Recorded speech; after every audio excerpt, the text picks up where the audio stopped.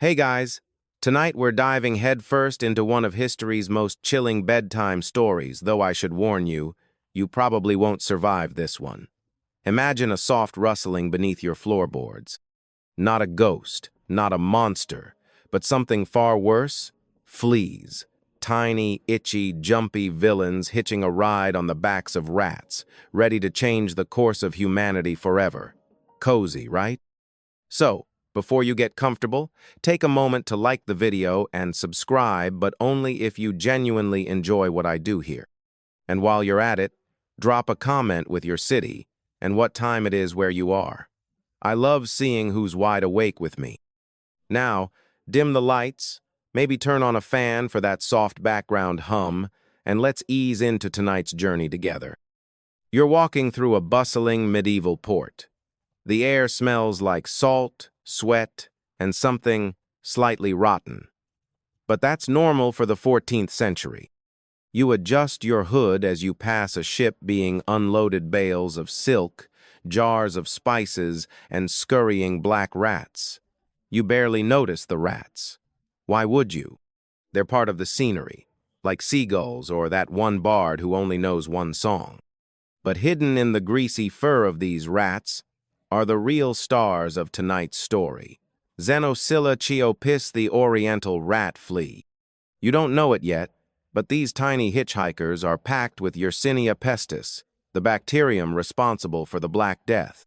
A single bite, an unnoticed itch, and in a few days, you're coughing up blood. Funny how history turns on such small hinges, isn't it? Historians still argue whether the fleas alone deserve the blame. Some suggest human lice played a co-star role, spreading the disease faster than rats ever could. Others even suspect airborne droplet sep, an ancient precursor to your least favorite viral pandemics. But back to you. As you trudge through the market, life hums along. Merchants haggle, fishmongers shout, and a group of children chase a dog with a stick. You smile. For now, it's just another day.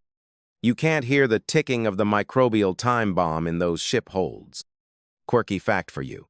Medieval people believed bad smells carried disease. Their solution? Scented sachets of herbs and flowers worn around the neck-essentially medieval bath bombs on a string. Spoiler alert, they didn't work. You duck into a narrow alley, dodging a cart laden with barrels. Inside one of those barrels? Possibly a rat. Definitely a few fleas. Somewhere between silk bolts and cinnamon sticks, your town's fate is sealed. Yet, no one suspects a thing. Why would they? Plague isn't new. Waves of it had swept through history before, from ancient Athens to Justinian's Constantinople. But this is different. This one has a particular thirst, and this time, Europe is crowded, hungry, and frankly perfectly primed for catastrophe. As night falls, you return home. The streets quiet. Somewhere, a rat sneaks across a beam. A flea leaps. Somewhere, someone scratches an itch that will never heal. It's easy to feel smug with modern hindsight. But remember, this was a world without germ theory. No microscopes, no antibiotics. Illness was a mystery, often explained by divine punishment or bad air. The concept of a bacteria-laden flea biting its way through a continent? Unthinkable. You light a tallow candle. Its flicker casts long shadows, making the small room feel smaller. As you settle in, you wonder vaguely about the sailor coughing in the tavern earlier. You dismiss it. People get sick all the time. It's nothing. Except this time, it's everything. Here's a little fringe tidbit to keep you company. Some medieval texts blamed the alignment of planets for the plague's arrival. Specifically, a triple conjunction of Saturn, Jupiter, and Mars in 1345. Imagine blaming your fever on bad astrology. Oh, wait, people still do that. Outside, life continues, unaware. But not for long. Soon, that flea's revenge will spread, from one rat to another, one human to another, until cities crumble under the weight of the dead, and all because of a bite so small, you wouldn't even feel it. Remember that itchy spot behind your ear? Yeah, best not to scratch that tonight. You wake up to the creak of ox cart wheels and the low murmur of voices filtering through your shuttered window. The sun's barely up, but already the port is stirring. Another ship has docked. More goods, more noise, more rats. You stretch, yawn, and think of breakfast. Bread, maybe a chunk of cheese, nothing fancy. Little do you know, history's worst trade deal is in progress right outside. Picture this: the Silk Road, winding across deserts, mountains, and rivers, camels trudging along, hooves kicking up dust, merchants bargaining in a dozen languages, exotic spices from the east, shimmering silks, and nestled quietly among all that luxury plague-infected fleas catching a free ride. Because why not? They have places to be. You step outside, joining the flow of townsfolk heading to market. As you pass the docks, you spot a ship unloading sacks of grain. A few rats dart between crates. Again, no one cares. Rats are just part of the scenery, like pigeons in a modern city. Background noise. But these rats, they're special. They've traveled from the Black Sea through Constantinople, hitching rides on every vessel, every wagon, every footpath that connects east to west. Historians still argue over how exactly the plague made its way from Central Asia to Europe. Some believe it spread through merchant caravans along the Silk Road. Others point to Mongol military campaigns, stirring up reservoirs of infection. Either way, it's safe to say global trade was the ultimate delivery service for disaster. Here's a quirky fact. In some parts of Asia, marmots, not rats, were the primary carriers of plague-infected fleas. Yes, those chunky groundhog-like creatures. In fact, hunting marmots is still considered a risky business in certain regions of Mongolia today. One wrong move, and history could repeat itself. Back in your town, you weave through the market. The air smells like spiced cinnamon, saffron, pepper luxuries that traveled thousands of miles to end up here. Irony, isn't it? The same routes that bring wealth and wonder also deliver death. A merchant waves you over, proudly displaying bolts of silk so fine they shimmer in the morning light. You run your fingers over the fabric, unaware that somewhere, buried in a crate or gnawing on a rope, a flea prepares for its next victim. You hear gossip whispers of a strange sickness in the east, tales of whole villages succumbing overnight. But rumors are like that. Exaggerated, far-off stories meant to entertain, not alarm. You tuck the thought away, much like the dock workers unknowingly tuck away plague-infested cargo. One more strange tidbit. Some medieval scholars genuinely believed earthquakes caused the plague. The logic? Earthquakes release toxic fumes from beneath the Earth's crust, poisoning the air. So, if you sneezed after an earthquake, you weren't just reacting to dust, you were doomed. Science, medieval edition. The market bustles on. You haggle for apples, laugh at a juggler's clumsy routine, and almost trip over a beggar's outstretched hand. Life feels normal, even vibrant. But beneath the surface, the gears of calamity are turning. As the sun climbs higher, more ships arrive. From Constantinople, from Alexandria, from Genoa. Each one carries not just goods, but a lethal cargo of rats and fleas. No one screens shipments. There's no customs officer checking for biohazards. If it smells bad, well, that's just the usual port perfume. You overhear sailors muttering about a city called Kaffa, far to the east, where the sickness is said to have spread like wildfire. They speak of Genoese merchants trapped by Mongol armies, of catapults hurling plague-ridden corpses over city walls, an early form of biological warfare, if the stories are true. Historians still debate whether this grisly tactic was real or apocryphal, but it certainly makes for a vivid image. You shake your head. Surely such horror couldn't reach your quiet corner of the world. Except it can. And it has. By the time the fleas hopped off their ratty chauffeurs and onto human hosts, it was already too late. Every handshake, every crowded street, every bustling inn became a potential outbreak site. And you? You're right in the middle of it. The afternoon drifts lazily by. You return home with your purchases, blissfully unaware that your bread is less dangerous than the flea in your tunic's hem. Somewhere in the tangle of streets, the first cough echoes, a sign of what's coming. Modern minds might marvel at how slowly news traveled back then. Weeks, sometimes months, for word to spread. But the plague? Oh, it didn't wait. It hitched rides with traders, soldiers, pilgrims, anyone moving from point A to point B. In a world hungry for connection, the Black Death found endless opportunity. As evening falls, you light your candle again. The shadows are longer now, the air feels heavier. You scratch your arm absent-mindedly. Just a bite, nothing to worry about. Right? The next morning, the town feels different. You can't quite put your finger on it. Maybe it's the heavy mist clinging to the streets, or the unusual quiet humming beneath the usual clatter of trade. Ships still sway lazily in the harbor, but today, there's an edge of tension in the air like the town is holding its breath. You follow a small crowd gathering by the docks. At the center is a sleek Genoese merchant vessel, its hull dark with tar, its sails furled in a defeated slump. Sailors move slowly, their faces gaunt, hollow-eyed. You notice the dock workers hesitate, giving the ship a wider berth than usual. Something isn't right.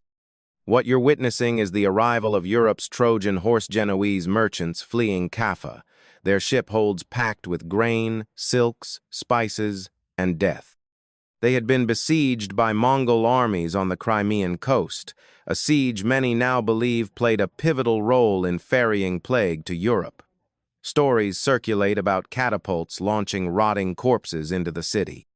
Whether this is medieval urban legend or fact, historians still argue. Either way, these ships carried far more than their crews bargained for. You catch fragments of whispers as people edge away from the newcomers. Fever, someone mutters. Black swellings, says another, their hand moving to their neck instinctively. The words swirl around you like smoke unseen but suffocating. Here's a quirky tidbit. In medieval Europe, it was common belief that bad air, or miasma, caused illness. Ships were sometimes fumigated with burning herbs to ward off sickness. Unfortunately, the real threat was scuttling beneath their feet, immune to rosemary and sage. You edge closer, curious. The sailors stumble ashore, their movements sluggish, some clutching their sides as if in pain. One man collapses to his knees, coughing violently. You see a dark stain bloom across his tunic. Blood, thick, black, unnatural. Still, life doesn't grind to a halt. Not yet. Goods are unloaded. Deals are struck. The gears of commerce keep turning. Too big, too hungry to stop for whispers of sickness. But the seed is planted. Historians often debate the exact timeline of these events. Did the plague reach Sicily in October of 1347? Or was it earlier? Later? Records from the time are murky, often blending fact with fear. What's certain is this. The Genoese ships were carriers in every sense of the word. As the day drags on, you notice subtle shifts. Market stalls close earlier. Taverns grow quieter. People avoid crowds. A creeping unease settles over the town, though few dare to voice it aloud. And yet, the ships keep coming. You overhear merchants fretting about lost profits, about quarantines. The word itself 40 giorni, 40 days, will soon become infamous. But here, now, the idea is laughable. Who can afford to let ships sit idle for over a month? Funny thing, Venice will eventually pioneer quarantine stations, or lazarettos, to stem the tide of plague. But that's a lesson learned the hard way. For now, ports remain open, arms remain outstretched, and the plague seeps in. The town's healer, a stooped man with ink-stained fingers, is summoned to examine the sick sailors. He frowns, mutters about humors out of balance, prescribes bleeding and a poultice of figs and butter. You watch, fascinated and horrified, as ancient rituals clash against an unseen microbial enemy. Another fringe belief. Some medieval doctors recommended rubbing onions, herbs, or even crushed emeralds on plague buboes. If you're wondering, no, this did not help. As evening falls, you pass by the docks again. A new ship anchors, its crew shouting greetings. You notice rats scampering down the mooring ropes, their tiny feet pattering across the cobblestones. You feel a shiver, you remember the whispers, you scratch your arm. By nightfall, the first bells toll, not for celebration, not for mass, for the dead. It starts quietly, a sailor, a dock worker, but like a match to dry kindling, the blaze spreads. In houses, in alleys, in the cramped, stinking rooms of the poor. No one knows yet how it spreads. Theories swirl corrupt air, divine punishment, even poisoned wells. And you? You're beginning to wonder if those strange ships brought more than silk and spice. The Genoese time bomb has gone off. The clock is ticking. As you retreat to your home, bolting the door, you can't shake the image of that sailor coughing blood into the dust. The soft skittering of rats feels louder tonight. The town outside feels smaller, darker. You press a hand to your neck, feeling for a swelling that isn't there. Yet, morning breaks, but the town of Messina does not stir with its usual vigor. The cries of fishmongers and merchants are softer, fewer. Doors remain shuttered. Chimneys, once puffing cheerfully, stand cold. You step outside and feel it immediate, that strange, breathless hush that settles before a storm. You're not the only one who notices. Clusters of townsfolk gather in whispers, glancing nervously toward the harbor. Rumors have ripened into grim certainty. The sickness has arrived. The screams sonse distant, whispered tales from foreign land snow echo through Messina's narrow streets. You pass a neighbor's house. A woman stands at the threshold, wringing a rag between her hands. Her eyes are red, her voice hoarse as she murmurs of her husband's sudden fever, his skin bruising black like rotting fruit. You offer a sympathetic nod, but your stomach twists. You know, instinctively, that this is not ordinary illness. Historians still argue about the precise entry point of the Black Death into Europe. Some insist it was Messina, October 1347, as Genoese ships limped in from Kaffa. Others suggest multiple entry points, simultaneous outbreaks along the Mediterranean coast. But here, on these cobbled streets, such debates are meaningless. The plague is here. That is all that matters. Here's an odd little fact to chew on. During the early days, many believed the plague came from the East, as divine retribution for Europe's moral decay. As if Mongol siege warfare wasn't enough, God himself was blamed for the onslaught. Not exactly uplifting theology, but it gave frightened minds something to cling to. As you navigate the increasingly empty streets, you notice carts trundling by not laden with goods, but with bodies, covered hastily, some wrapped in soiled linens, others merely tossed in like broken dolls. The town's bell tolls not by the hour, but by the body. A dark joke floats through the crowd. At least the rats won't go hungry. No one laughs. You reach the town square. Where once there was music and chatter, now stands a makeshift infirmary. Tents flap weakly in the breeze. Healersif, you can call them, that move among the sick, clutching posies of herbs to their noses. Their beaked masks, stuffed with aromatic sponges, are more for show than safety. The science of the day has no answer for the plague's invisible assault. You watch as a doctor lances a swollen bubo on a young boy's neck. The stench is immediate, gagging. The boy's mother weeps quietly. You turn away. Quirky side note. Some healers advocated for loud noises to combat the plague, believing vibrations could cleanse the air. Bells were rung, cannons fired, even church organs blared in a desperate, if not deafening, attempt at purification. A medieval rave, of sorts, minus the glow sticks. Back at the docks, the scene is no better. Ships now float idle, crews either dead or dying. Trade has withered. The lifeblood of Messina, once pulsing through these harbors, now seeps away, as lifeless as the corpses piled along the quay.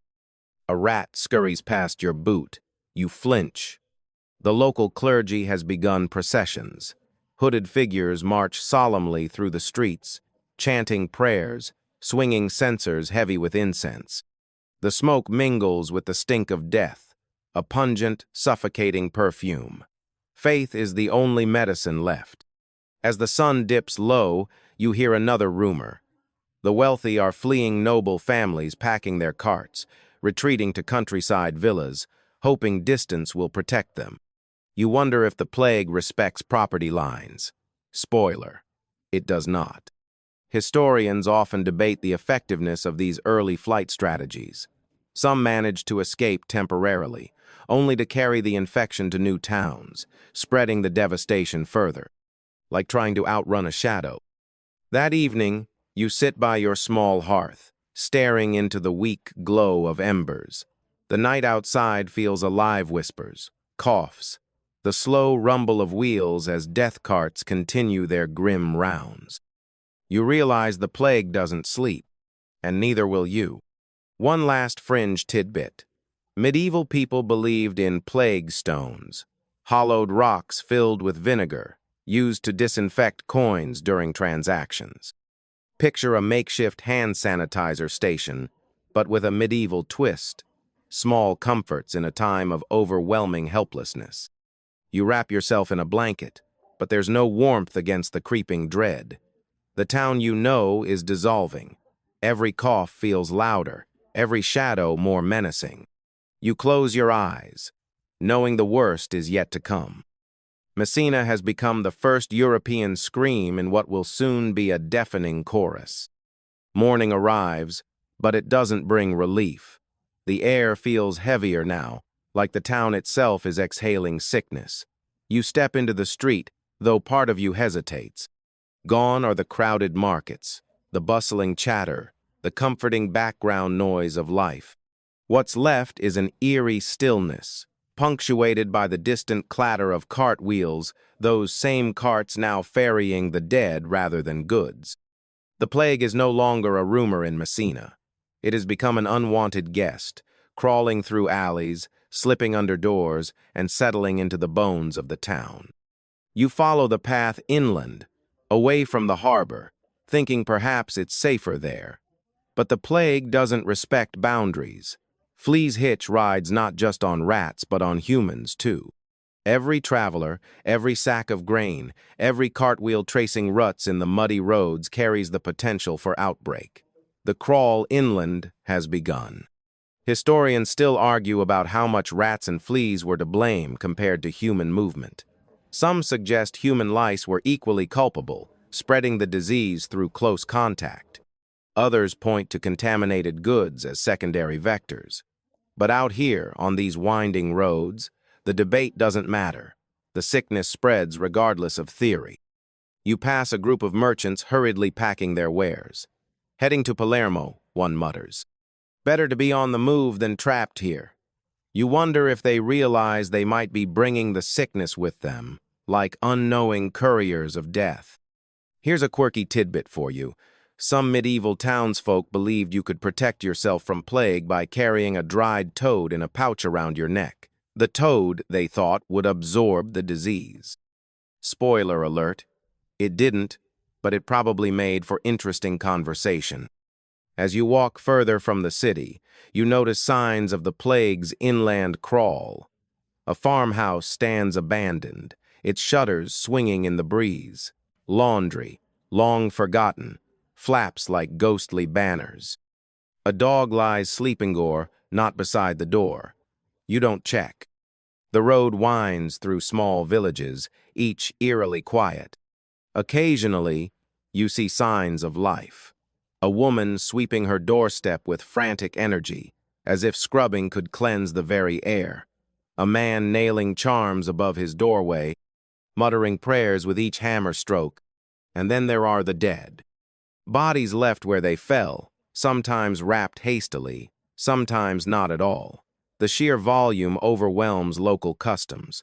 There are no elaborate funerals, no processions of mourning. Only quiet removal, if time and courage allow. One fringe belief circulating now. Some swore the plague was spread by plague clouds, strange malevolent mists seen drifting across fields before outbreaks. Witnesses described these fogs as sickly green or ashen gray, blaming them for sudden sickness, atmospheric illusions perhaps, or just desperate attempts to explain the inexplicable. As you near another village, you see men with shovels digging feverishly, not for planting, but for burying. The plague's inland advance has overwhelmed even small, isolated communities. No one is safe. The path of infection traces human connection like ink bleeding through paper. Travelers avoid each other now, giving wide berths on narrow roads. Eye contact is rare. Every cough is a gunshot. Every sneeze a threat. Still, life stumbles forward. Some merchants keep their stalls open. Bread must be baked, livestock tended. But there's a hollow mechanicalness to it, as if people are going through motions just to pretend they're still alive. A dark irony lingers in the air. Trade routes, once the arteries of prosperity, have become conduits of catastrophe. The very networks that made Europe wealthy are now delivering its ruin. And you're walking straight through history's bloodstream, watching the sickness creep closer with every mile. You pass a shrine where villagers have left offerings coins, flowers, bits of food, a makeshift plea for mercy. Above it, a hastily scrawled inscription reads, Domine, miserere nobis. Lord, have mercy on us. Historians will later chart the plague's inland spread with grim precision, from Messina to Palermo, across Sicily, then on to the Italian mainland. Pisa, Genoa, Venice, all cities connected by trade, all doomed by that very connection. The pattern repeats. Port cities fall first, then their inland neighbors. You sit beneath an olive tree, watching as another cart rattles by. This one carries more bodies than goods. The driver's face is hidden beneath a scarf, but you can see the resignation in his posture. He knows. Everyone knows. One more strange practice you'll see as you travel. People begin to avoid bathing, believing water could open the pores and allow the plague in. Cleanliness, once a virtue, becomes a liability. You wrinkle your nose. The town has never smelled worse. As the sun sets, the inland roads glow with an unsettling quiet. No singing travelers, no gossiping merchants. Just the soft crunch of your own footsteps and the occasional rat, ever present, ever scurrying. The plague's crawl inland is not a march, not a charge. It's slower, relentless, inevitable, a quiet tide that seeps rather than floods, and you are walking directly into its embrace. By the time you return home, exhaustion clings to you, not just of the body, but of the spirit, the knowledge that distance offers no safety, that the sickness spreads with the living, hiding in the folds of cloaks, the seams of sacks, the shadows beneath wagons. Tonight, you bolt your door tighter, but deep down, you know it's not enough. The plague is not knocking. It has already found its way in. Tonight, the town feels like it's holding its breath, but not even that will save you. The plague has no interest in your superstitions or your prayers. It's already here, burrowing beneath skin, swelling lymph nodes, blackening flesh. And as you sit in your dim room, the question becomes clear. What can anyone do about it? You step out cautiously. The air is thick with the cloying scent of burning herbs, juniper, rosemary, even frankincense. The town's apothecary has been busy. His shop spills with desperate remedies, most of which amount to medieval snake oil. But people cling to hope, however absurd. A group of plague doctors shuffles by, their curved beak-like masks giving them a surreal, almost comical appearance. You know what they're meant to filter the bad air, the miasma, with the herbs stuffed in those leather beaks. It's basically the 14th century equivalent of walking around with a potpourri diffuser strapped to your face. Effective? Hardly. But terrifying to look at? Absolutely. Here's a quirky fact for you.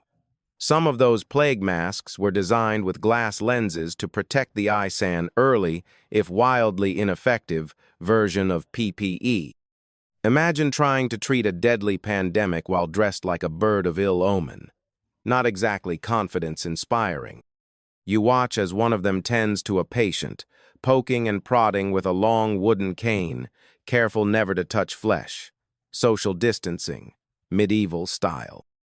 The doctor murmurs about balancing the humor stew, much black bile, perhaps. The prescribed solution? Bloodletting, leeches, and perhaps a paste of crushed emeralds if you can afford the luxury. Historians still argue whether medieval physicians helped or hindered more. With no understanding of germs, many treatments likely worsened the suffering. Yet, the very act of doing something brought psychological comfort. Sometimes that's all people had. You drift through the square, where a herbalist touts his wares with desperate energy. Wormwood, sage, guaranteed to banish the pestilence, he cries. You see customers eager to believe. Fear makes fools of everyone. One strange remedy catching on now is the vicary's method. Placing a freshly slaughtered chicken, feathers and all, against a plague bubo. The logic? The chicken will draw out the poison. Spoiler. The only thing it drew was more attention from flies. You pause before the town's public bathhouse. It's deserted. Once a hub of gossip and relaxation, now shunned for fear that hot water opens the pores, inviting the plague in. Cleanliness, ironically, has become suspect. You wrinkle your nose. The town's collective odor is worsening by the day. A man passes by, muttering a prayer beneath his breath. He clutches a small pouch likely containing lavender or wormwood. You wonder if he knows it's useless. Probably. But holding on to a charm feels better than holding on to nothing. As evening approaches, you stumble upon a more grotesque display of medicine. In the town's infirmary, bodies are being bled, pustules lanced with crude knives. The belief is simple: purge the bad blood, expel the sickness. The results are predictably horrific. One patient, delirious with fever, thrashes as a barber surgeon leans over him, blade in hand. You can't look away. In another corner, leeches squirm lazily in a jar, awaiting their turn. Their slimy little mouths have become unlikely tools of salvationer. At least, that's the hope. Here's a fringe tidbit for you. Some plague doctors prescribed a mixture of molasses, butter, and vinegar, smeared on buboes to soften them. Whether it worked is debatable. Spoiler, it didn't. But it did leave patients wonderfully sticky, a veritable feast for flies. You pass a makeshift apothecary's table, eyeing the bizarre concoctions on offer. Dried vipers, ground unicorn horn, actually powdered narwhal tusk, and bezoar stone-scalcified masses from animal intestines believed to neutralize poisons, all peddled at outrageous prices. It strikes you that the plague isn't just a health crisis, it's an economy. Sickness breeds opportunity, and charlatans thrive on fear. You wonder how many fortunes are being made from false cures as bodies pile up. Still, you can't deny the creeping dread. You adjust the scarf over your mouth, as if that might help. You breathe through your sleeve. Everyone has their own little ritual of protection now. None of it works, but it feels like doing something. Historians often highlight this desperate flailing as evidence of medieval ignorance. But to be fair, if people 2 centuries from now judged your pandemic era by hoarding toilet paper, well, It's not so different, is it? The sun sinks lower, casting long shadows across shuttered streets. Fires are lit in braziers to cleanse the air. The smoke stings your eyes, but you welcome the distraction. Anything to mask the scent of decay. You find yourself circling back to the harbor, now eerily silent. Ships float aimlessly, their crews decimated. Rats scurry, undisturbed, emboldened by the lack of human interference. You recall the herbalist's pitch, the doctor's cane, the chicken poultice, the leechosol of it swirling together into a tapestry of futile hope. One last oddity for the evening. In some towns, it became fashionable to drink crushed emerald dissolved in wine, believed to be an antidote to the plague. Unsurprisingly, all it did was bankrupt noble families and give alchemists a profitable side gig. You return home, the din of desperate remedies still echoing in your ears. Tonight, you boil a pot of water with herbs, letting the steam fill your small room. Will it help? Of course not. But it smells better than the alternative. As you settle into uneasy sleep, you realize that the plague isn't just a sickness, it's a mirror, reflecting every fear, every superstition, every desperate attempt to regain control. But control is slipping, and the plague keeps spreading. You wake to the sound of wooden wheels grinding over stone. At first, you think it's another merchant cart. But then you hear it, the dull thump of bodies being loaded, the low murmurs of those tasked with gathering the dead. Today, the town feels emptier, quieter, and somehow heavier, as if the streets themselves are sagging beneath the weight of invisible hands. You pull your cloak tighter as you step outside. The cobbled roads are slick with last night's rain, puddles reflecting the sagging faces of those few bravier foolish enough to still walk them. But life, even in the shadow of death, stubbornly clings on. Down a side street, you pass a baker, his shutters cracked open. Inside, he kneads dough with mechanical precision, though there's no line of customers. Bread still needs to be baked, even if fewer mouths remain to eat it. You nod as you pass, a small gesture of shared defiance. This is daily life now. You reach the main square. Once a hub of color and sound, it has become a gray tableau. A vendor stands by his cart of wilting vegetables, his voice reduced to a hoarse whisper. You spot a seamstress mending clothes outside her shop, though her needle seems to move slower, less certain. And then there's the sound. A hollow, rhythmic chant, "Bring out your dead." The death carts make their rounds. You watch as a young boy leads a donkey-drawn cart, his face set in grim determination far beyond his years. Neighbors emerge silently, lifting shrouded bodies onto the heap. There is no ceremony, no final words.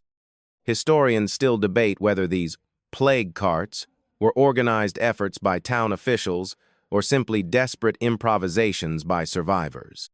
In truth, it likely varied. What's certain is that necessity breeds grim efficiency. You can't help but notice how normal this has become. The once shocking sight of bodies on carts now barely warrants a glance. People avert their eyes, not out of horror, but out of weary resignation. Another day, another cart. Here's a quirky tidbit. In some towns, professional plague barriers emerged men paid to collect and dispose of bodies. They were often offered higher wages, but the job was a death sentence. Imagine hazard pay without the health insurance. You turn a corner and nearly stumble over a pair of street performers, yes, performers juggling wooden clubs in a desperate bid to earn a few coins. Their act is half-hearted, their eyes flicking nervously to every cough, every wheeze from the thinning crowd. Yet, even in a time of pestilence, the show must go on. It strikes you how life doesn't stop for death. It simply stumbles forward, slower, wearier, but forward all the same. Further down the street, you pass a tavern with its door ajar. Inside, a few patrons huddle over mugs, speaking in hushed tones. The smell of cheap ale mingles with the now familiar scent of herbal smoke. You hear snatches of conversation debates over whether to flee, to stay, to pray harder.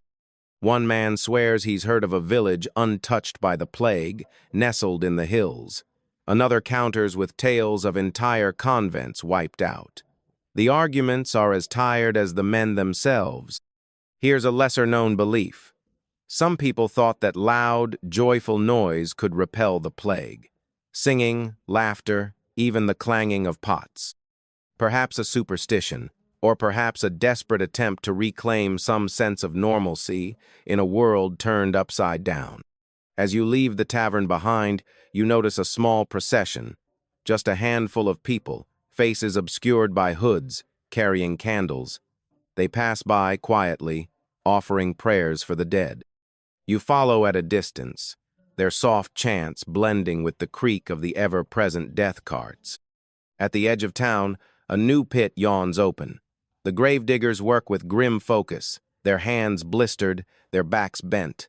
There is no time for individual graves now. Mass burials have become the new reality. You hesitate as you approach. Among the gathered, you spot familiar faces, friends, neighbors, now nameless shrouds soon to be swallowed by the earth. The finality of it strikes you in the chest. And yet, even here, life intrudes. A small boy chases a stray chicken near the burial pit, giggling as if death isn't quite so close. His mother snatches him up with a sharp word, but the sound of his laughter lingers a fragile defiance. Historians often note how these grim scenes coexisted with moments of stark normality. Life, after all, doesn't pause. People still married, still argued, still laughed, even as death scoured the land. As the sun dips lower, you retreat home. The streets are emptier now, the quiet more suffocating. You notice how people cross to the other side of the road to avoid each other. A city of ghosts, all still breathing. One more strange tidbit. Some believed carrying a pomandarin ornate, perforated ball filled with spices would protect against the plague. The wealthy dangled them from belts, like a fashionable armor against death. Of course, the fleas didn't care much for fashion. You reach your door and pause. The day has been filled with small, stubborn acts of living baking bread, sewing clothes, even juggling in the street. Against the backdrop of death, these acts feel almost heroic. You bolt the door, light a candle, and sit by the flickering glow. Outside, the chant continues, "Bring out your dead." But within these walls, for tonight, you are alive. And that, in itself, feels like a small victory. The morning light slants through your window, but it's not the golden, warming glow you once welcomed. Today, it feels pale, thin, like it's trying to touch a world that's already slipping away. You step outside and hear the dull thud of earth meeting earth. A fresh mass grave is being filled. No ceremony, just men with shovels, working with the mechanical rhythm of those who no longer stop to count. This has become routine. Everywhere you walk, you see the aftermath.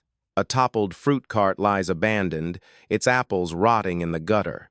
A dog gnaws at one, indifferent. Windows once flung open to the day now stand shuttered tight. Curtains flutter like mute sentries, keeping watch over the sick within. You approach a small square. Here, the dead are brought in by cart, by wheelbarrow, sometimes even by makeshift stretchers fashioned from doors ripped off hinges. The dead are stacked carefully, though. Care now simply means efficiently. Names are whispered, if remembered at all. And yet, despite the numbers, you sense that each of these lives mattered once. Behind every shrouded form was a story: a baker, a mother, a mason, a child. But time doesn't pause for mourning. There are too many to bury. Historians still argue how accurate medieval death counts were. Records from the 14th century are riddled with inconsistencies. Some towns meticulously documented the dead. Others simply stopped counting when the numbers became too overwhelming. In Messina, the dead have long since outpaced the scribes. Here's a quirky tidbit. Some chroniclers tried to capture the scale of the disaster by using phrases like, "The living could not bury the dead," or "The air grew thick with the stench of death." Vivid, if not especially helpful for modern statistics. You find yourself lingering near a particularly large pit, freshly dug. Its sides crumble slightly with each body laid inside. No markers, no headstones, just earth and forgotten names.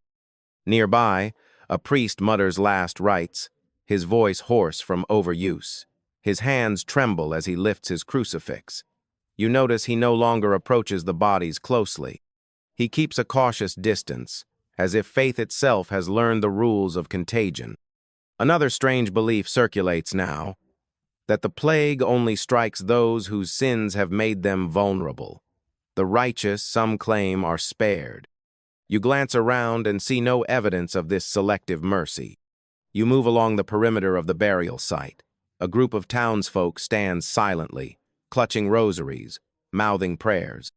Others watch from behind shuttered windows, unwilling to step outside but unable to look away. The death carts continue their relentless procession. The wheels creak in protest, as if tired of their grisly burden. You hear children's songs twisted into dark, rhymes mocking, morbid, a way to make sense of the senseless. Ring-a roses, a pocket full of posies. You wonder how long those songs will echo after the bodies are gone.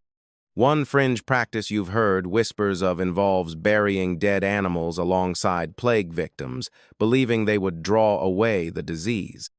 Cats, dogs, even horses sacrificed to serve as a kind of spiritual sponge, a grim superstition born from desperation.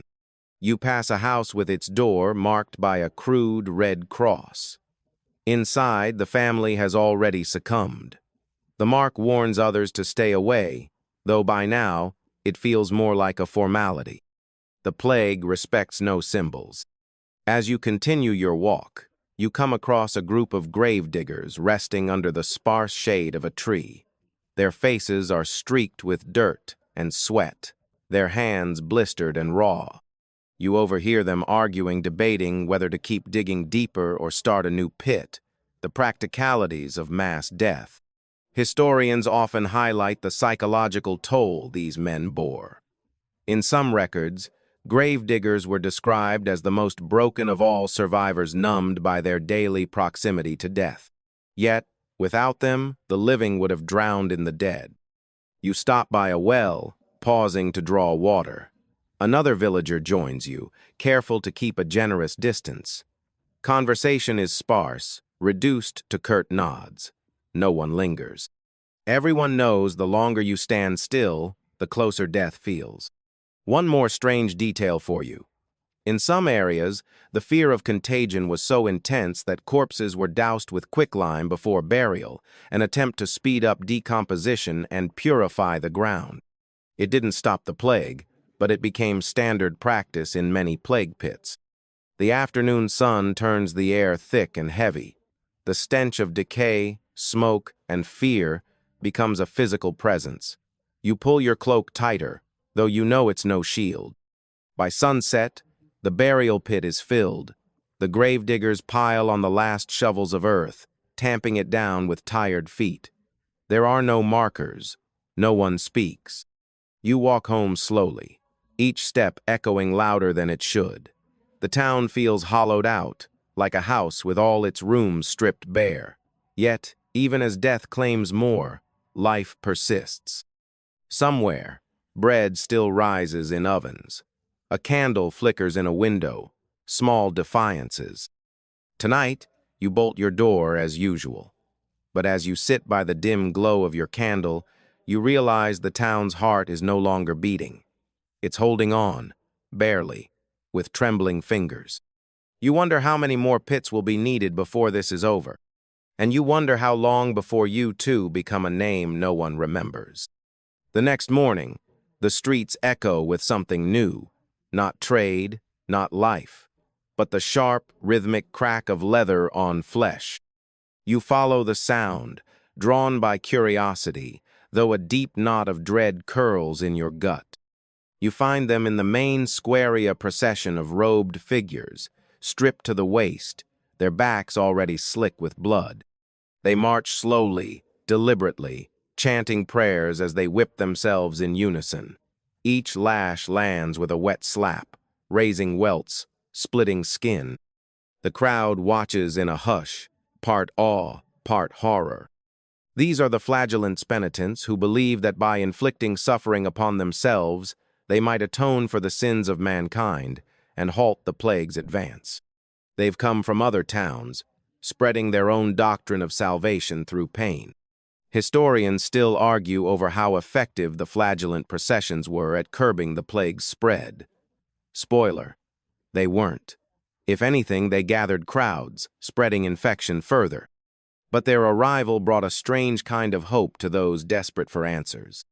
You flinch as one man collapses, overcome by blood loss. His fellow penitents lift him, unceremoniously, and continue their march. The spectacle is grim, yet the townsfolk press in closer, as if proximity might grant them absolution. Here's a quirky tidbit. Flagellants often followed a strict 33.5-day march, symbolizing the years of Christ's life. They'd travel from town to town, whipping themselves raw, believing their suffering could cleanse entire regions of Sinan disease. You drift toward the church, where another form of spiritual warfare is underway. Inside, candles flicker weakly, their flames dwarfed by the heavy incense clouding the nave. Priests offer mass after mass, their prayers growing more frantic with each bell toll. In a side chapel, a group of women kneels before a statue of the Virgin, whispering rosaries until their voices blend into a dull, droning plea. The air is thick with the sour tang of sweat, fear, and clove-stuffed sachets. A friar gives an impassioned sermon, condemning the moral decay that has brought this divine punishment upon them. His voice cracks as he rails against vanity, greed, and lechery. You suppress a bitter laugh. Funny how it's always someone else's sins that need purging. Outside, you catch wind of another rumor. Some townsfolk whisper that the plague is not a punishment from God, but the work of outsiders, suspicion festers, twisting into something uglier. In hidden corners of the city, scapegoats are being named foreign merchants, heretical sects, anyone other enough to blame. Stories spread of wells being poisoned, of dark plots to infect good Christian townsfolk. Historians still debate how organized these accusations were. Some claim spontaneous mob violence. Others suggest more coordinated scapegoating efforts. What's clear is that fear turned neighbor against neighbor with terrifying speed. You round a corner and stumble upon a grim scene. A small group surrounds a lone man accused of poisoning the town's wells. There's no evidence, of course, only fear. His protestations are swallowed by shouts. The crowd surges, stones are thrown. You turn away before the inevitable end. One more fringe belief. Some blame the alignment of planets Saturn, Jupiter, and Mars for the plague's arrival, claiming their conjunction had corrupted the air. Medieval astrology, wielded as both science and scapegoat. You wander back toward the town center, passing walls plastered with hastily scrawled proclamations, orders to cleanse the streets, to light fires, to avoid gatherings. Yet, the same people who read these notices still cluster in fearful knots, sharing rumors that spread faster than any official decree. The flagellants continue their circuit, their chants blending with the peal of church bells. You wonder if they truly believe their suffering will change anything, or if, like everyone else, they're simply grasping for control in a world unraveling. You notice a small group of children mimicking the flagellants, whipping each other with sticks, laughing between grimaces. A macabre game, born of imitation and incomprehension. Even in plague times, play finds a way. The market square has transformed. Where once there were stalls of vibrant produce and trinkets, now stand makeshift altars, laden with offering scandals, coins, tokens of superstition and hope. People kneel before these shrines, their prayers laced with desperation. You pass a woman burning bundles of herbs in a small brazier, wafting the smoke toward passers-by. To cleanse the air, she insists, you inhale the bitter scent, knowing full well it will not save you. Historians later would see this period as a collision of faith, fear, and ignorance, a time when religion was wielded as both comfort and weapon. The plague did not discriminate, but people did. One last curious note. In some regions, processions included elaborate morality plays, depicting the sins of man and the divine wrath of God. Grim entertainment for a grim audience. As the sun dips below the horizon, the flagellants file out of the town, their chants fading into the twilight. The streets fall silent once more, though the echoes of their lashes linger in your mind. You return home, weary. The lines between piety, panic, and cruelty have blurred. In the face of the plague, humanity flails not just against disease, but against itself. You bolt your door, light your candle. Outside, somewhere in the dark, the next rumor is already being born. Today, the air feels sharper, not colder exactly, but thinner, like the town itself is being hollowed out piece by piece. The usual noises, church bells, market chatter, dogs barking, are strangely absent. What replaces them is worse, silence, heavy and expectant, broken only by the occasional distant sob. You walk the streets with a growing awareness that fear is no longer just about the plague. It's about each other. The whispers began quietly. First, it was foreign merchants, then traveling musicians. Now, anyone who doesn't quite fit. Outsiders, the poor, the old woman with too many cats. Suspicion festers like an untreated wound. Today, you see it with your own eyes. In the square, a crowd has gathered not for a sermon, not for a procession, but for an accusation. A small group stands apart, huddled, faces pale with fear. Jews, they say. Poisoners of wells, bringers of pestilence. The accusations are wild, irrational. But in a world where rats and fleas remain invisible culprits, people need a visible target. Historians still argue over how much these persecutions were driven by genuine belief versus opportunistic malice. Some point to debts being erased with a well-placed accusation. Others see it as pure, collective hysteria. Likely, it was both. You watch as the mob surges. The accused are dragged forward, their pleas drowned in the cacophony of shouts. You feel a sick twist in your gut. Today, the plague wears a human face. Here's a grim tidbit. In many parts of Europe, Jewish communities were scapegoated during the Black Death, accused of poisoning wells and spreading disease. Entire communities were massacred, driven out, or burned alive. These atrocities were often justified by confessions extracted under torture. You step back, blending into the crowd, though your heart hammers with disgust. The same people who prayed for mercy now demand blood. Fear, it seems, is an excellent fuel for cruelty. Elsewhere in town, other scapegoats emerge. Strangers are shunned, beggars beaten for daring to approach, midwives accused of witchcraft. Even lepers, long marginalized, find themselves at the sharp end of renewed suspicion. One more fringe belief. Some whispered that animals could spread the plague through an evil eye. Black cats, in particular, were hunted and killed en masse. Ironically, this may have worsened the situation, as rat populations surged without feline predators to keep them in check. As you walk away from the square, trying to erase the images burned into your mind, you pass a church where another kind of fear takes root.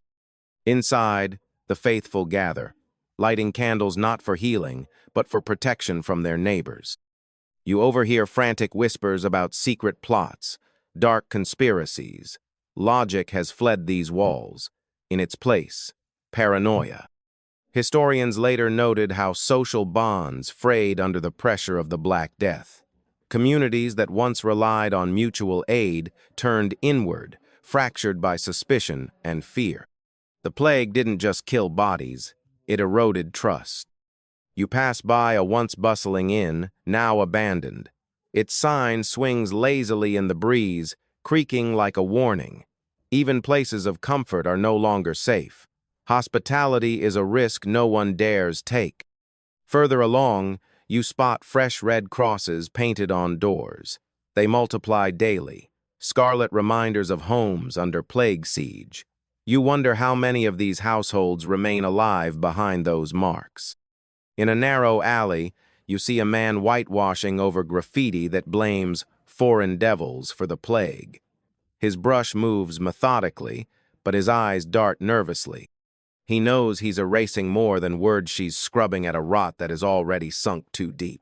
One peculiar superstition you've heard involves bread. Some believe that baking bread with blessed, water collected from holy springs or touched by relics can protect an entire household from the plague. It's wishful thinking, but wishful thinking is in short supply. As the day wears on, you feel the weight of the town's unraveling. This isn't just about disease anymore. It's about finding someone to blame for the helplessness. A funeral procession winds past you, sparse, quiet, the mourners keeping their distance even in grief. You notice the pallbearers wearing amulets-stony lead crosses stamped with prayers, charms against the plague. They look as weary as you feel. You stop by the well in the town square. People approach it cautiously now, side-eyeing each other as they draw water. Some sprinkle salt into their buckets, muttering protective charms. Old rituals resurface, grasped like lifelines. One last chilling fact. In several cities, pogroms-organized massacres were carried out with the approval of local authorities. It wasn't just rogue mobs. The plague offered an excuse, and some were eager to exploit it. You return home, steps heavier, heart leaden. Today's horrors weren't wrought by disease, but by human hands. The plague has become more than an illness, it's a mirror, reflecting the darkest corners of the human soul. As you bolt your door, the distant shouts of another accusation echo through the streets. You press your back to the wood, listening to the slow, inevitable crumbling of your community. Outside, suspicion roams freely, more infectious than any flea. Another day dawns. Though the sun seems reluctant to rise, it spills a weak, watery light over a town that no longer stirs with its old rhythms. You stand at your window, watching as the streets lie still, except for the occasional shuffle of a lone figure or the distant creak of a death cart's wheels. But today you notice something else. Not the people, but what's being left behind.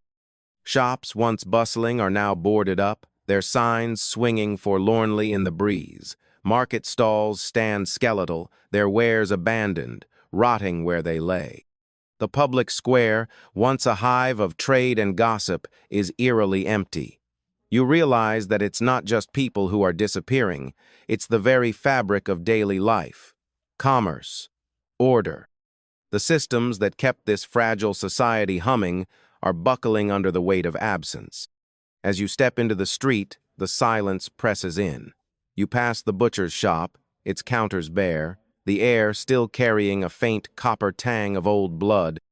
A sign hastily scribbled reads, "Gone to tend to kin. God have mercy." It strikes you how little is left standing, not just physically, but institutionally. The guilds, the markets, the town council saul are unraveling. Those who held power have either fled, fallen ill, or are too consumed with their own survival to bother with governance.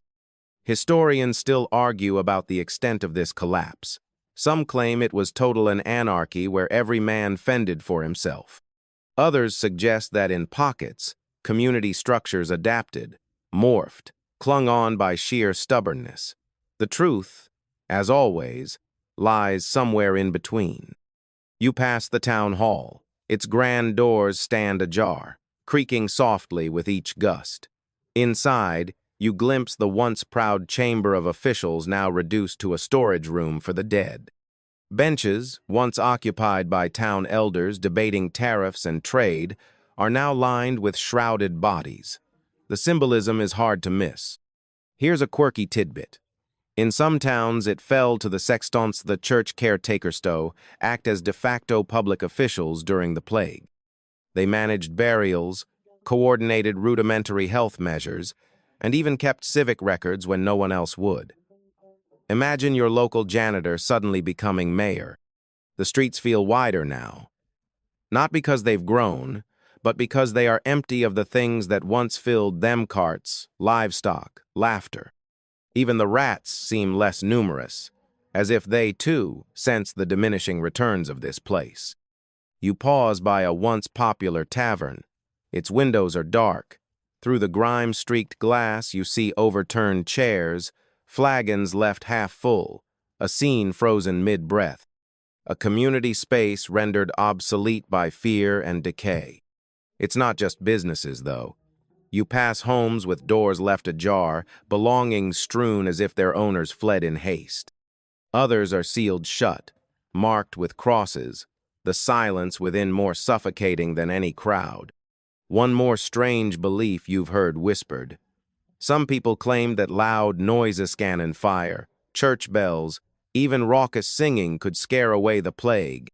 Towns organized deafening processions, clanging pots and ringing bells, hoping to drive out death with sheer volume, a medieval battle of noise versus silence. You turn into a residential lane where laundry once flapped on every line.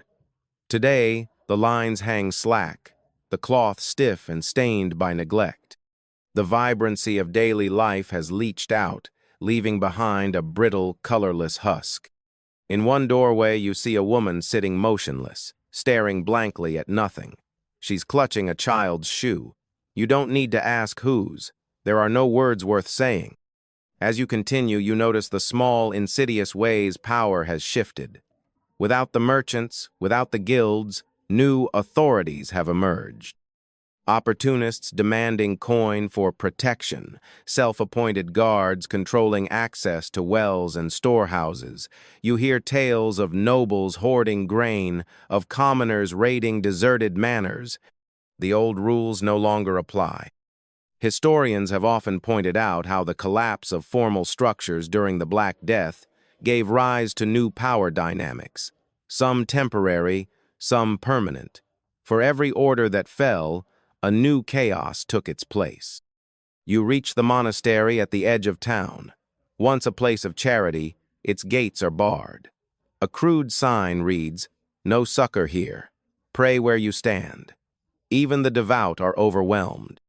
Another fringe remedy floats through the town, carrying a crushed ruby in a pouch to fortify the spirit against the plague. Naturally, only the wealthy can afford such protection.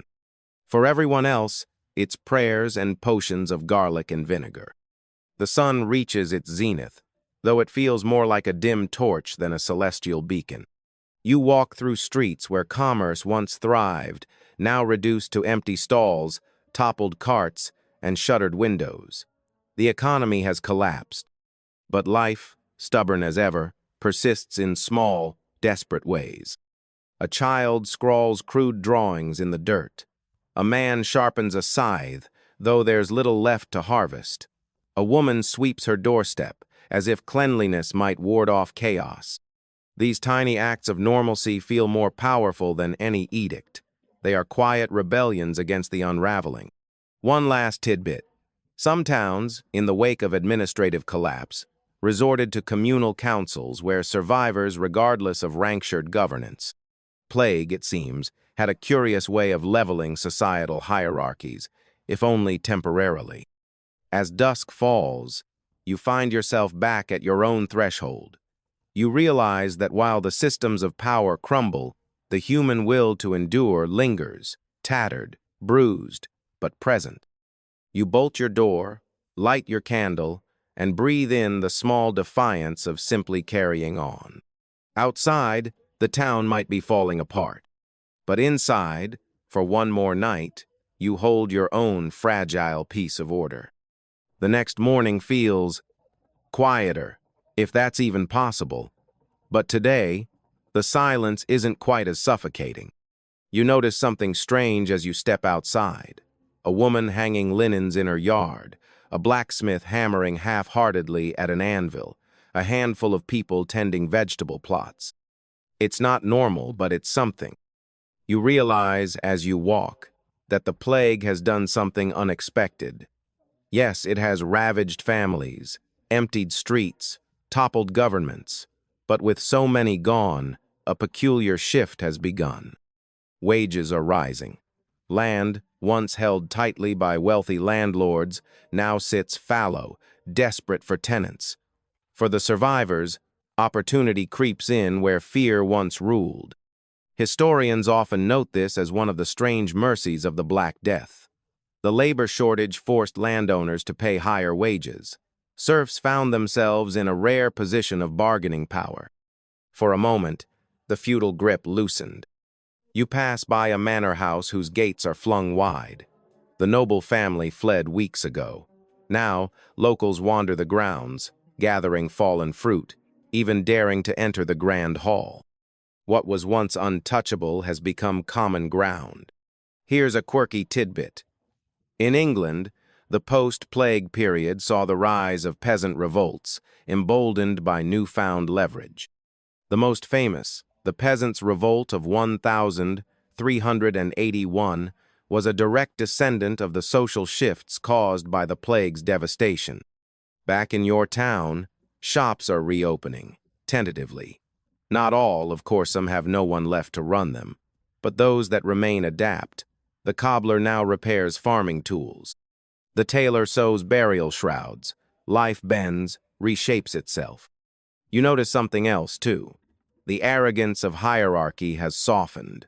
With death so indiscriminate, distinctions between rich and poor, noble and peasant have blurred. You see former servants now managing estates, merchants now setting their own prices without guild oversight. Historians still debate how permanent these changes were. Did the plague truly empower the lower classes, or was it a brief window before the old order reasserted itself? The evidence is mixed, but here, in these streets, the shift feels palpable. You pass by the marketplace where, against all odds, a small crowd has gathered. Goods are few, prices high, but trade has returned. There's a new resilience in the air, not hope exactly, but a grim determination. One fringe belief gaining traction now is that surviving the plague has made people physically stronger. Some even boast of being blessed with superior constitution. A primitive version of the natural immunity debate, medieval style. Further along, you see craftsmen repairing a collapsed bridge. Weeks ago, no one would have dared such communal labor. Now, with fewer hands to share the burden, cooperation is no longer optional. It's a necessity. You stop by the church, where the bells ring not for death, but for a wedding. A small, simple ceremony. Two young people, likely survivors from different families, now joined in a hasty union. The need to rebuild, to repopulate is immediate, pressing.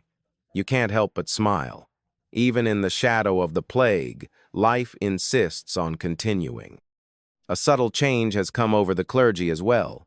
Sermons once filled with fire and brimstone now speak of mercy, compassion, and community. Perhaps even the church realizes that fear has its limits. Here's an unusual side effect of the plague. With so many priests dead, opportunities opened for commoners to enter the clergy. The resulting influx of less educated priests caused no small amount of consternation among the ecclesiastical elite. You wander into a small workshop where a potter shapes new wares. His shelves are sparsely filled, but each piece carries a new price tag. With so many artisans lost, survivors can command their worth. The balance of supply and demand has tilted. At the town's edge, fields that once belonged to absentee landlords now lie open. Families, once bound by oppressive rents, take to tilling the soil for themselves. There's a quiet revolution in every furrow turned. One more fringe tidbit. In some regions, widows who inherited property due to plague losses gained unprecedented social and economic freedom. For a brief moment, gender roles flexed under the weight of necessity. As you loop back toward home, you notice subtle signs of revival. A child chasing a dog through an empty square. An elderly man teaching a boy to repair a fishing net. These small, persistent acts of living are the stitches with which the town is sewing itself back together. But not all is renewal. Shadows linger. Fear remains. Yet, alongside it, a strange empowerment grows. The plague has, in its brutal way, pried open spaces for change. Spaces where old hierarchies falter and new opportunities bloom.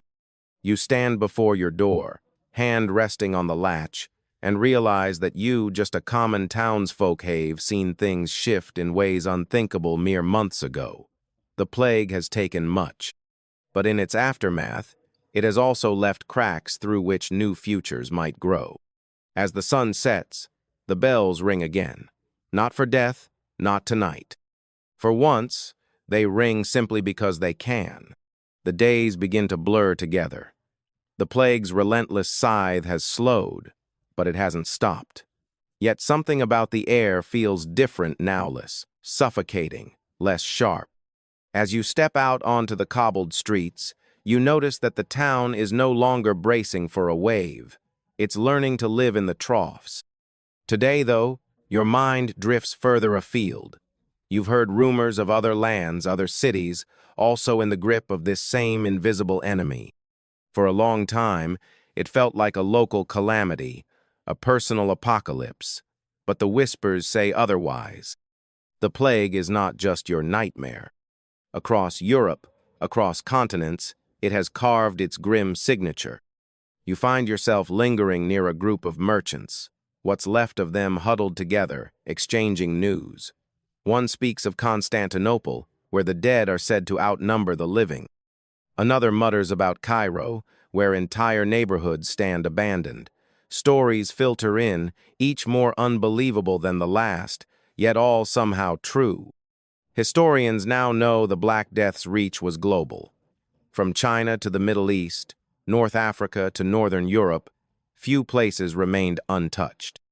Trade routes that once brought silk and spices now delivered suffering with equal efficiency. A quirky fact you overhear. In Damascus, chroniclers noted how the call to prayer echoed across empty streets, a haunting sound in a city silenced by plague. Even the most bustling centers of civilization had been brought to their knees. You follow the merchants as they debate whether the sea or the land carried more death. Caravans from the Silk Road, ships from the Levant each a potential harbinger. They speak of entire Mongol camps, decimated, of Indian port cities succumbing. There's a terrible kind of equality in how indiscriminately the plague chooses its victims. One theory floats up from the conversation. Some believe the plague originated from deep within Asia, emerging from marmot populations disturbed by hunters. Historians still argue about this: was it marmots, black rats, or some unseen reservoir of disease? The jury remains out.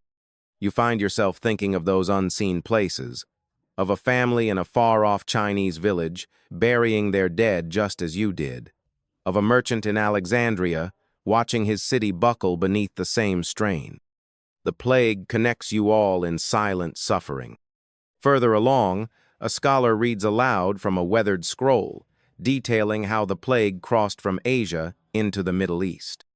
You learn of how cities like Baghdad struggled, already weakened by war and internal strife.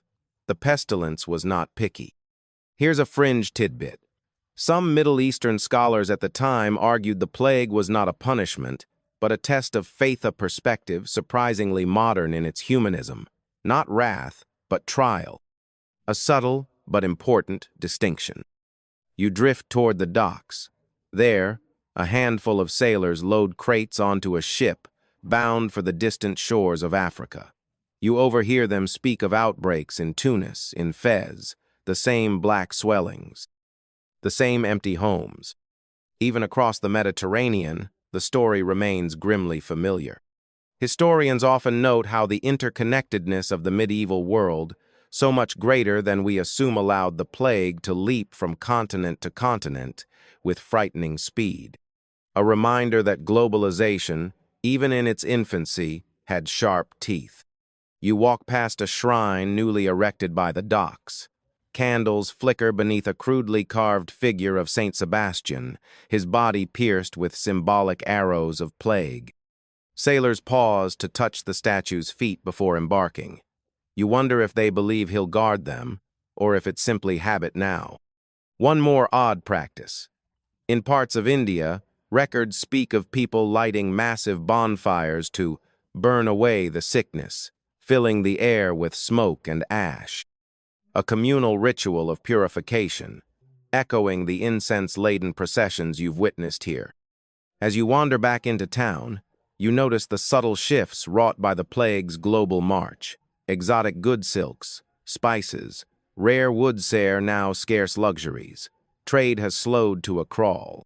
The once thriving market feels like an echo chamber of its former self. Yet, life pushes through the cracks.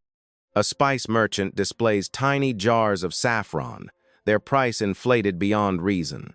A weaver, working alone, offers cloth dyed with whatever pigments remain. Trade has adapted, not died. You hear whispers of Genoa, of Marseille, of Paris, each city, each port, another chapter in this grim saga. The Black Death has become a global phenomenon, a shared scar that will bind disparate cultures in silent kinship for generations.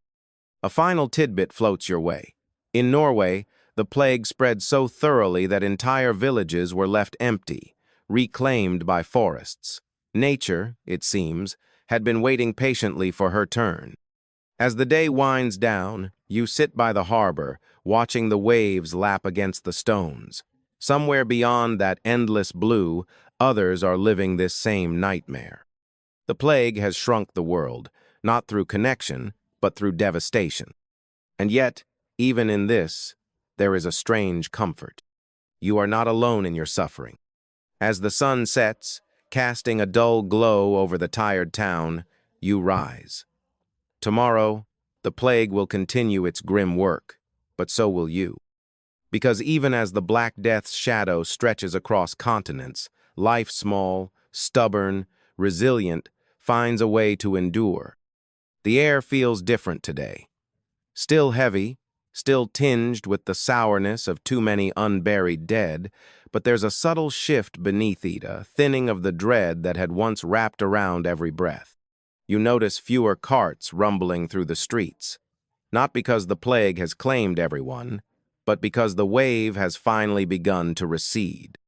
You step into the square, expecting the familiar hush, but instead you hear it, hammers striking wood, shutters creaking open, cautious murmurs.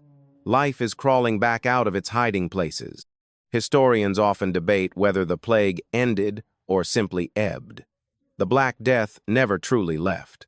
Instead, it pulsed through regions in waves, returning again and again. The great outbreak of the 1340s was just its grand, terrifying debut. You pass a group of women scrubbing the steps of the church. The act feels less like piety and more like reclamation, as if by scouring away the grime, they can scrub away the memory of what the plague did here. But even as life stirs, rumors ripple beneath the surface. Whispers of the plague's persistence in other towns, of outbreaks rekindled by careless travelers, of ships sailing from pestilent ports. The fear remains, crouched and ready. One curious tidbit. In some places, people believed the plague was tied to specific years or seasons, that it might sleep for a while, only to awaken with the changing winds. A grim sort of seasonal allergy, if you will. You overhear a merchant complaining not of lost goods, but of too many orders. With so many rivals dead, survivors are scrambling to meet demand. Wages rise, prices soar. For those who lived, a macabre prosperity emerges. The guild halls open their doors again, though their ranks are thinned. Apprentices find themselves elevated to masters overnight, simply because there is no one else. The rules of trade, of status, have been rewritten by sheer necessity. You pause by a group of laborers repairing a crumbled wall. You catch snippets of conversation, half-hearted jokes, about how the dead might prefer it left in ruins. Humor, black as pitch, but humor nonetheless. It feels like a victory. Yet, historians caution against painting this period as a triumph of resilience. For every town that clawed back to life, others faded quietly, emptied of their lifeblood. The Black Death was indiscriminate, but recovery was uneven. At the town's edge, you see fields left untended for months now being slowly reclaimed. Families, pieced together from remnants of kin and neighbor, work the soil. Every sprouting seed feels like a rebellion. A strange belief takes hold, that certain places are blessed with immunity. Villages where the plague did not strike become the stuff of legend, pilgrimage destinations for the desperate and targets of envy. You pass a small apothecary, its shelves restocked with what little can be gathered. Garlic, vinegar, dried herbsol, the old remedies, ineffective but comforting. The healer offers a weak smile as if to say, "We still have to try." In the church, a new ritual emerges, not masses for the dead, but services of thanksgiving for the living. Survivors gather, not in fear, but in fragile relief. There's less fire and brimstone in the sermons now, more quiet gratitude.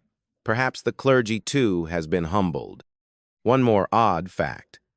After the Black Death, many cities in Europe built plague memorial spillers, crosses, chapels, physical reminders of survival and of loss.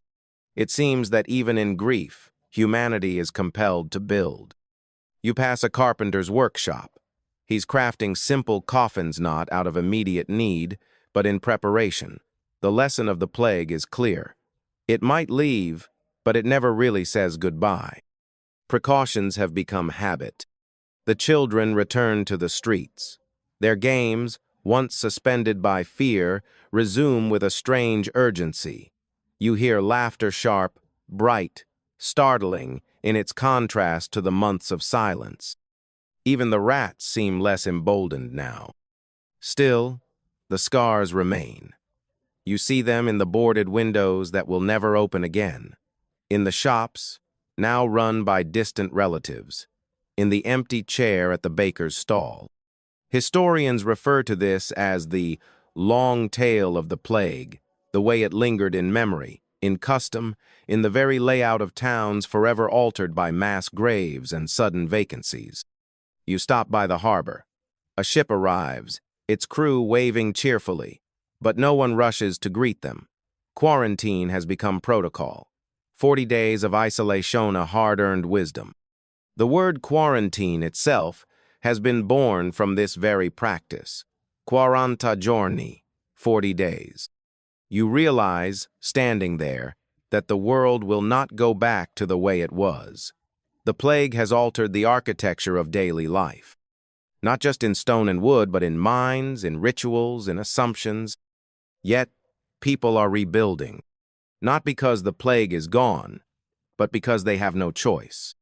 One last fringe note for you. Some scholars believe the social upheavals caused by the Black Death accelerated the end of feudalism, paving the way for the Renaissance, a grim catalyst for a golden age. Though perhaps that's cold comfort. As the sun sinks, casting the town in soft amber, you walk home. You pass a boy drawing shapes in the dust circles, lines, perhaps a crude attempt at a map. Maybe he's tracing the shape of the town as it was, or perhaps dreaming of what it could become. The plague has receded, for now, but its shadow will never quite leave. You reach your door, pause, and for the first time in months, you hesitate to bolt it. Not because the danger is gone, but because, tonight, the world feels just a little less haunted. You wake with the window cracked open, letting in air that finally smells of earth and wood smoke instead of sickness.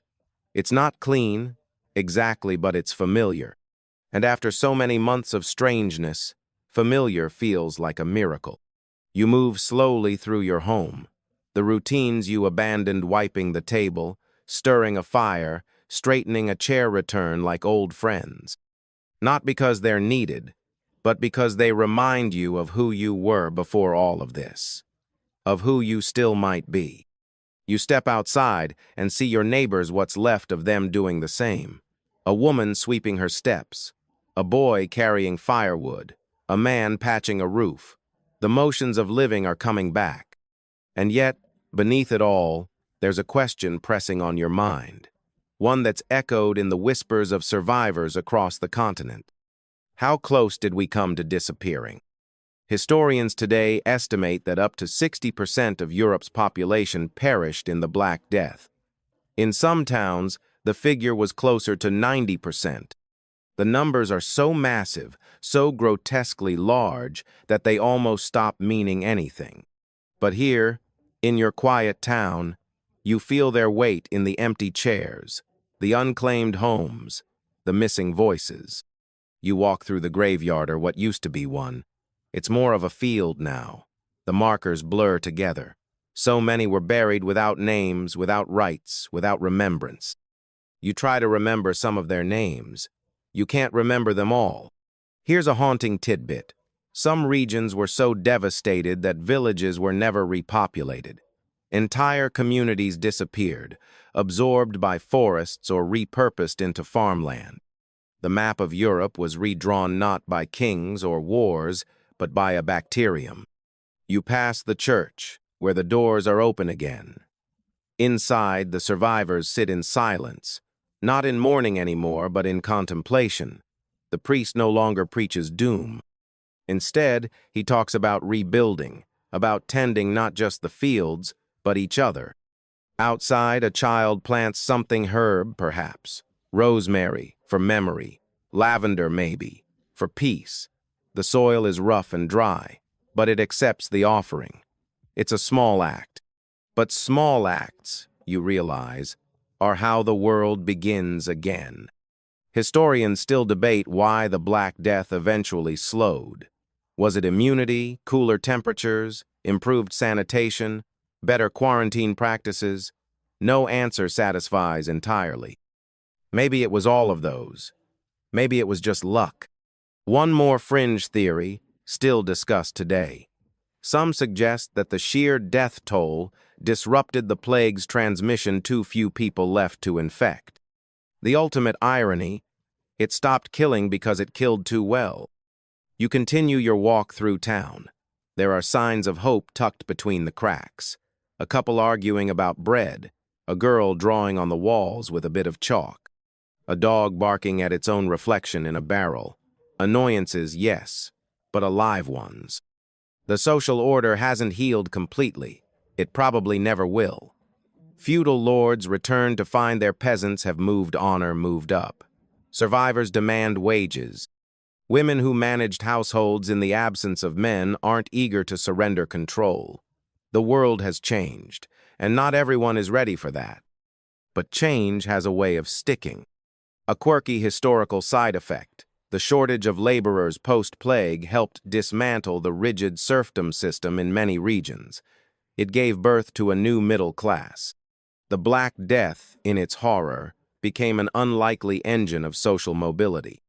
As you return home, you pause outside your door, not because you're afraid, but because the wind carries with it a memory, a scent, a sound, a name you haven't said aloud in weeks. You breathe in, then step inside. You survived. Not everyone did. Not most, but you did. And now the question shifts. What do we build with what remains? So now, dear listener, the story fades. The torches burn low. The streets quiet again, not in fear this time, but in rest. You can still feel it, can't you? The hush of those plague-stricken alleys, the dry creak of a death cart, the absurd dignity of a man selling snake oil beside a cathedral. You walked those streets. You saw the worst humanity could suffer, and still, you saw it rise. The Black Death didn't end the world, but it came close. And in doing so, it reshaped eye-etched scars into the soil, folded fear into the folds of old letters, left its trace in the architecture of memory. And yet, from that horror bloomed something else. Wages rose, peasants stirred, scientists questioned, artists painted with darker colors, richer contrasts. In the shadow of extinction, humanity didn't vanish. It adapted. So take a moment now, in this soft silence, to feel the weight of what they lived through. The absurdity, the cruelty, the sorrow, yes, but also the kindness, the dark humor, the resilience. You're here now, at the edge of history's greatest near miss, and still breathing. Now, let your muscles sink deeper into your mattress. Let the last images of flickering candlelight and distant bells fade. There's nothing more you need to carry. You're safe. You made it to the end. Sleep well, traveler. Tomorrow is another story. End of script. Sweet dreams.